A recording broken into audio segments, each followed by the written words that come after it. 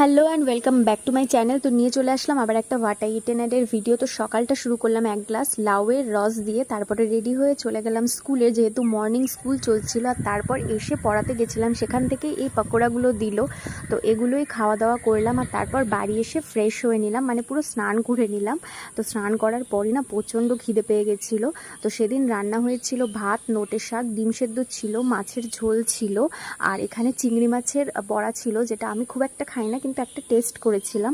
আর ডালও ছিল, যেটা প্রথমে মা ভুলেই গেছিলো আমায় দিতে।